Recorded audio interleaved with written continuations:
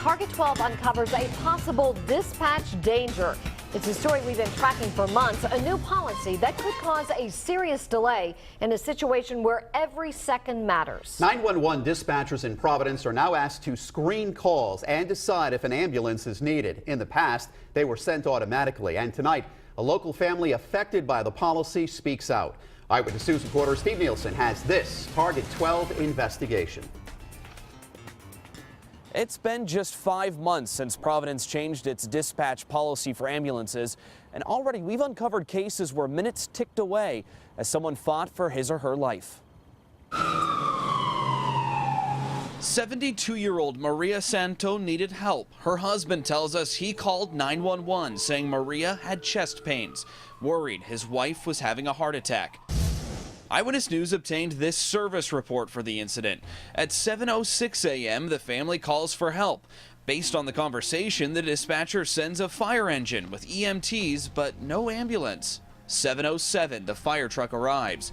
By 7:12, 6 minutes later, first responders decide an ambulance is needed to take Maria to the hospital. After 6 extra minutes of a 72-year-old woman enduring chest pains, the ambulance is finally sent. It arrives on scene at 7:21, 15 minutes after the initial call for help. That's not right. I don't feel that's right. They gotta send it right away, because that can save her life. We tracked down Maria's son Noel, who spoke to us about the new city policy that affected his mom. You think they should just send an ambulance right away if someone's suffering chest pains? Yeah, right away. If it's older people, they gotta send the ambulance right away. Providence used to send an ambulance and fire truck to every medical emergency call, but officials tell us that changed last December to avoid paying for mutual aid from other cities. Now 911 dispatchers are asked to decide if an ambulance is needed right away. If not, only the fire truck responds. Those firefighters can then call for an ambulance if the situation is serious enough. But as Maria's case shows, several precious minutes could have passed by then. They gotta send the ambulance first if it's somebody sick. No matter what the cost. That's why you pay tax in the city. I spoke with Public Safety Commissioner Stephen Perry, who spearheaded the change in policy. We have people there within 4 minutes. Maybe not a rescue to transport, but people there to take vitals.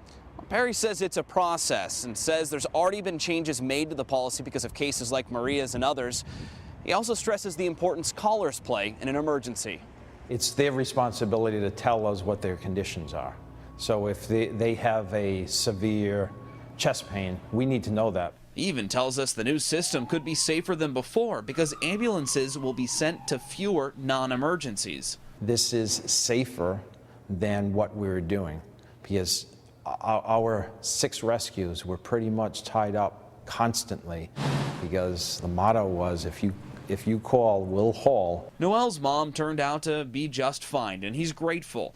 But he says the system needs to be looked at. There's a system with the city. They gotta figure out what is the problem. You know, they can save people's life. Commissioner Perry points out that other cities have adopted similar policies. And he also tells me that dispatchers are already trained to triage callers. But since the change in policy, there's been no additional training. Steve Nielsen, Eyewitness News. The investigation continues online. Read the new dispatch policy for yourself. And track our continuing coverage of the controversial changes since we first brought them to you last year. It's all on foxprovidence.com.